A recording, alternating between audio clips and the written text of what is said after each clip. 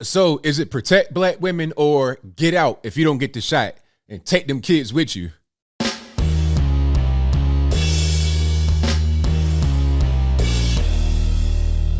How's everybody doing? My name is Anthony Brian Logan, and today we got to talk about a South Florida mother of two who was forced out of her apartment because she did not get the shot.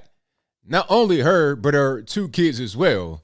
So I presume you got a single mom, kids, working because it's Florida and there's no more eviction moratorium. So if she was in their apartment and was getting ready to sign her lease renewal, you can't sign the renewal if you back dated on your rent. You got to pay all your bills. Everything's got to be up to date.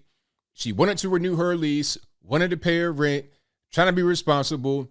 But then they said, oh, well, hey, if you want to renew this, you got to go ahead and get the shot. And if you don't get the shot, you can't renew your lease.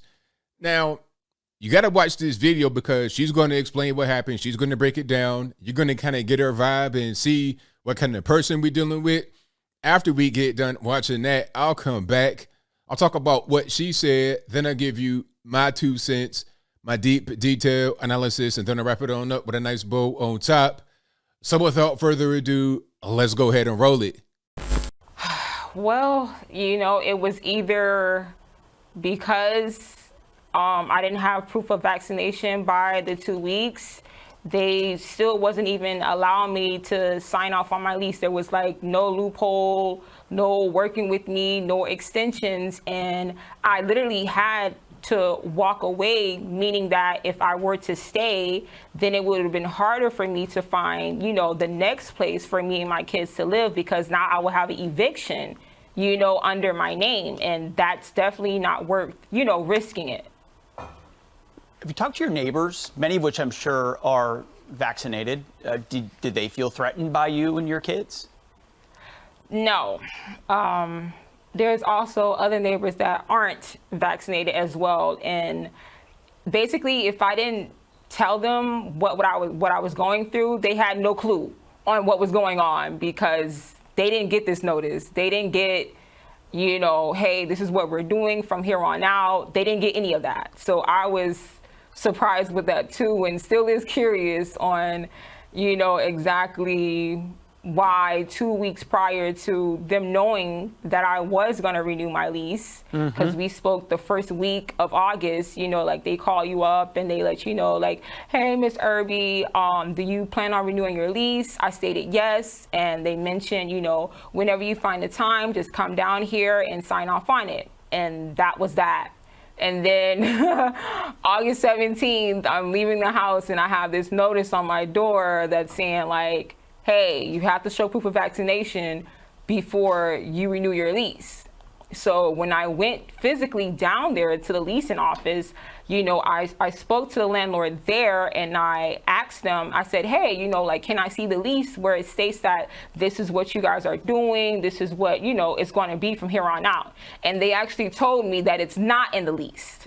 So again, I was confused on exactly what we're doing or what we're talking about, because I'm like, oh, okay, well, at least they, they'll have it in black and white. And this is, a signed agreement. And, I have to abide by, whatever my landlord put in place. But they literally told me it's not in the lease.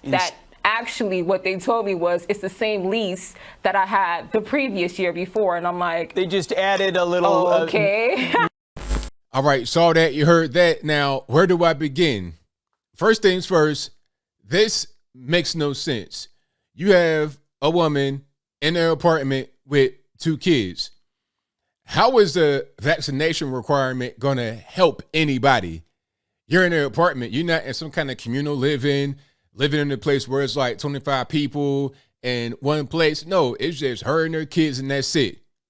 That's all. You're not, it doesn't make any sense to require her to do a thing for her specific household that's not a legal thing, and it wasn't even in the lease. So beyond the whole requirement to get vaccinated, not even being legal in the state of Florida, because it's not, Ron DeSantis and said, hey, if you want to do something like that, you're going to get fined. I think they said, $5,000 for each violation. I'll talk about that part a little bit later. It's not even legal. It doesn't make medical sense. There's no science behind it. So why even do it? What's the purpose? It's like a power trip to me. That's the only other reason I could come up with, because it serves no actual benefit to anyone. None at all. Again, you're not going to be in the communal space, closed in, like some kind of penitentiary, 8x12 cell or something like that. It's not even like that. You are in an apartment with your kids. And it's not even like a New York City style apartment. It looks like one of those, probably got an outdoor set of stairs, not even necessarily an elevator. If you were to say something like avoid an elevator, I might even understand that. Still, I'm like, that's ridiculous, but that could be kind of a compromise there, right? I still wouldn't want to do it, but nonetheless, it's compromise. I walk on the stairs and it's fine. Let me get to my apartment, pay my rent, take care of my kids, and do what I got to do. It seems to make sense to me, but a lot of people seem to be applauding this, saying, hey, right on, y'all got to get the shot. Y'all got to protect each other. And then, hold on, let's pause right there about this whole thing about protection, because that's what the landlord said. This guy's name is Santiago Alvarez. He said that a lot of his tenants and the apartments that he manages, he has 1,200 units. A lot of his tenants, maybe even employees, which are also required to get the shot, have died as a result.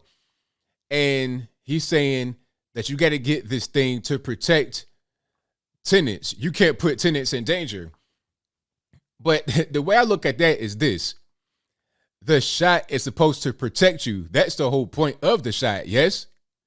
All right? So if your shot doesn't protect you, how can my shot protect you? That's like saying I have on a bulletproof vest, right? But it's made of pure silk. There's no pads, no plates, no extra, nothing. I'm talking about like a silk robe, and I'm calling that a bulletproof vest. So obviously, if I'm getting shot, the bullet's going straight through. Boom, boom, boom, bang, bang. I'm like, oh, my spleen, my bladder, my liver. I'm getting ate up with the bullets, right? Because I have no protection with this silk device on my chest, calling it a bulletproof vest. But then I have the harebrained idea, hey, since mine doesn't work, how about you put on the same exact piece of silk to protect me from bullets that hit me? Does that make sense? People think that if you get this shot, you're not going to get the virus. I think Joe Biden even said that you won't get it and you won't spread it. That's not science. That's not true. That's not reality. The CDC director, Rochelle Walensky, got on TV and said that the shot cannot and does not prevent transmission. She didn't say, oh, it only protects you a little bit from transmission. It has a small amount of transmission protection. And she didn't say anything like that. She said, this shot does not prevent transmission, which means you can catch it and spread it the exact same way that you'll be able to do without having the shot. The only thing they say that the vaccine can do is reduce hospitalization. And that's becoming less and less with more variants and as time progresses. That's why they want to have the boosters. So what's the actual purpose of requiring the shot? As I said before, a lot of people, a lot of black folks especially, a lot of so-called minorities, they're cheering this on. Yeah, get the shot, protect everybody. Well, I don't want to say a lot of black folks. I'll say a lot of black folks on TV. But a lot of black folks, just regular normies, don't want to get this thing. They're kind of questioning it like, hey, that don't make no sense. If it doesn't protect me, how can I protect someone else? We're thinking a little bit. But a lot of people that claim to be for black folks, they're supporting it, talking about everybody's got to get it. You can't be out here not protecting other people or yourself. You're clogging up the hospitals, all this and that and the third. But they don't realize that a lot of black folks are being affected negatively by this. I think it was 75% of New Yorkers or black New Yorkers do not have the shot. So then when they come out with these vaccine passports that you need to have in order to go to eat food, go to the gym, go to pretty much any outdoor and sometimes indoor life beyond your house, and it affects black folks the most out of anybody, nobody bats an eye. It was a restaurant in New York City. I think it was a video that may have went viral. If I could find that, I'll place that in the box. But it was a guy, I believe it was a black guy or some other kind of minority, who was being kicked out of the restaurant due to not having proof of vaccination, the vaccine card. So you can't go to a restaurant. You can't get an apartment. These are the very same things. A lot of these people, the pro-black, back to Africa, black blacks, these are the very same things they cry about that happened back in the 60s.